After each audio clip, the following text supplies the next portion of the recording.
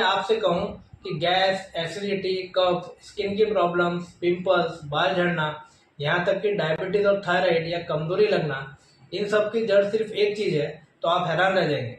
लेकिन आयुर्वेद के महान ग्रंथ चरक संहिता में कहा गया है कि सर्वे रोगापि मंद अग्नि, यानी कि सभी रोगों का जो मूल कारण है वो अग्निमंद यानी कि कमजोर पाचन शक्ति है।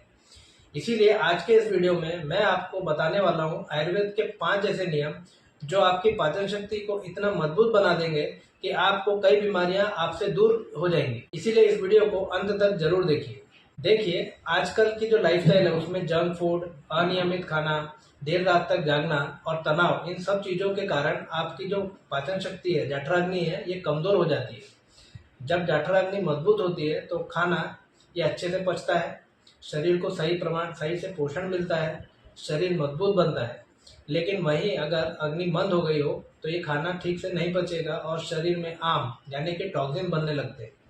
ये आम क्या होता है, ये कैसे बनता है और इससे आपकी सेहत को क्या नुकसान होता है, ये सब अभी हम आगे इस वीडियो में देखेंगे। इसीलिए आपको अगर गैस, एसिडिटी होती है या फिर कब्ज रहती है या आप जो खाना खाते हो आपके शरीर को लगता नहीं है, भूख ठीक से नहीं लगती है, हमेशा पेट भरा हुआ लगता है, थकान लगती है, कमजोरी आ गई हो, सिर दर्द हो या माइग्रेन की शिकायत हो, या आपकी स्किन डल हो गई हो, चेहरे पर दाग, धब्बे, पिंपल्स आते हैं, बाल झड़ रहे हैं, कंसंट्रेशन की कमी लगती है, ऐसे अगर सिम्टम्स आपको आ रहे हैं तो आपकी पाचन शक्ति कमजोर हो गई है और आपका पाचन तंत्र खाने को न्यूट्रिशन में ठीक तरीके से ये परिवर्तित नहीं कर पा रहा है।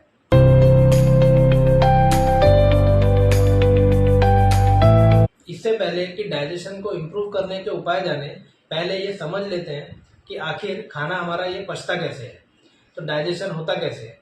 हम जो भी कुछ खाते हैं उसके पचने की शुरुआत मुंह से ही हो जाती है।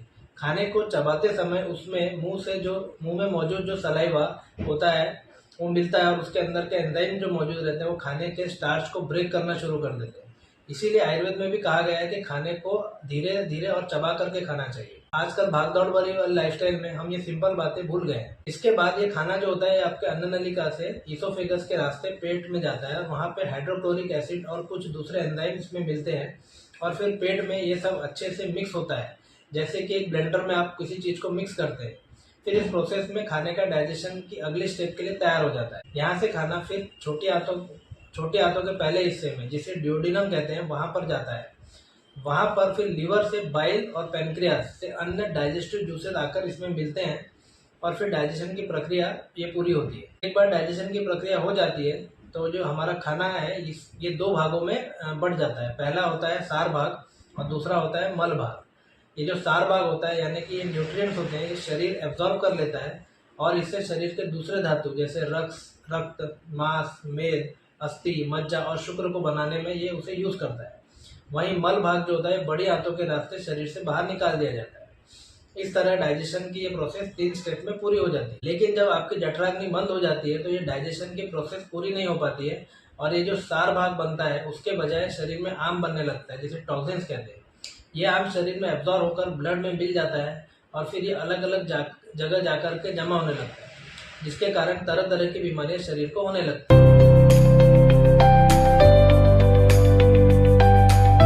आपका खाना ठीक तरीके से पच रहा है या अंदर सब सड़ रहा है, इसका आम बन रहा है, इसको समझने के लिए आपके शरीर आपको कुछ संकेत दे देते हैं, जैसे कि भूख न लगना, गैस बनना, पेट में भारीपन होना, कब्ज होना, किसी काम में मन नहीं लगना, बिना कारण कमजोरी लगना।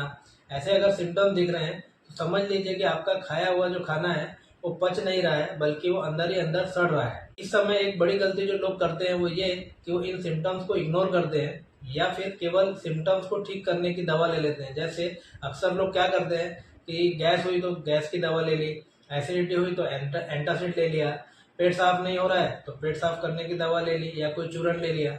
इससे लक्षण कुछ समय के लिए दब तो जाते हैं, लेकिन जो असली समस्या है यानी कि जो कमजोर पाचन शक्ति है वो वैसे के वैसे ही रह जाती है और वो धीरे धीरे शरीर को अंदर ही अंदर खराब करते चली जाती है, जिसके कारण फिर आगे चलकर बड़ी बीमारियां जैसे diabetes, allergy, autoimmune disorders, thyroid, arthritis, psoriasis, इस प्रकार या फिर कैंसर भी होने का डर होता है। इसीलिए अगर आपको स्वस्थ रहना है तो आपको अपनी अग्नि को स्ट्रांग रखना ये बहुत जरूरी है। इसीलिए आयुर्वेद में कहा गया है कि अग्नि की रक्षा करना ये हम सबका कर्तव्य है। चलिए अब बात कर लेते हैं उन सरल आयुर्वेदिक तकनीकों की जो कि आपके पाचन शक्ति को मजबूत बनाती है। आप अगर इनको फॉलो करके अपने लाइफस्टाइल में इन्वॉल्व कर देते हैं तो इससे आपकी अग्नि स्ट्रांग रहेगी और शरीर को बीमारियों से आप बचा सकते हैं। इस तकनीक में जो सबसे पहला है वो है सुबह अदरक और दालचीनी का पानी पीना। रोज सुबह सोकर उठने के बाद आपने ये पानी पीना चाहिए। इसको बनाने के लिए 2 कप पानी में एक छोटा टुकड़ा अदरक का और एक दालचीनी का छोटा टुकड़ा डालकर उसे उबालें और फिर हल्का गुनगुना रहने पर इसे पी लेना है। इससे आपकी जठराग्नि सक्रिय हो जाती है, मेटाबॉलिज्म तेज होता है और पूरे दिन का पाचन भी बेहतर होता है। दूसरा जो है वो खाना खाने से पहले अदरक और नींबू लेना। दोपहर में और रात के खाना खाने से आधा घंटा पहले अदरक के छोटे छोटे टुकड़े कर लीजिए और उसमें 2-3 बूंद नींबू का रस डाल करके उसमें थोड़ा सा सेंधा नमक डाल लें। इन टुकड़ों को फिर आपने मुंह में रख करके चबाना चाहिए और जो रस निकलता है उसे आपने निगल लेना चाहिए। इससे आपके ब्रेन आपके गट को एक सिग्नल देता है कि आप डाइजेस्टिव जिसे सीक्रेट करना शुरू करिए, जिस कारण भूख अच्छी लगती है और खाना आसानी से पच जाता है। तीसरा जो है खाना खाने के बाद अजवाइन और सौंफ खाना। खाना खाने के बाद आधा चम्मच अजवाइन और आधा चम्मच सौंफ दोनों को मिलाकर खाना चाहिए। इससे आपके डाइजेशन की प्रक्रिया तेज होती है और गैस नहीं बनती है, पेट हल्का रहता है और पाचन में इससे आपका पाचन भी सुधर जाता है। चौथी चीज जो आपको करनी है वो है रात में सोने से पहले 1 चम्मच त्रिफला चूर्ण को कुनकुने पानी के साथ ले लेना चाहिए। इससे पेट में और आंतों में जमी जो गंदगी होती है वो पूरी साफ हो जाती है।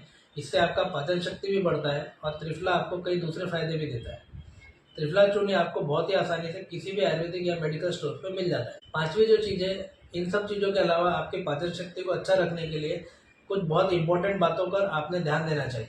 जैसे खाना आपको धीरे धीरे और अच्छे से चबाकर खाना चाहिए।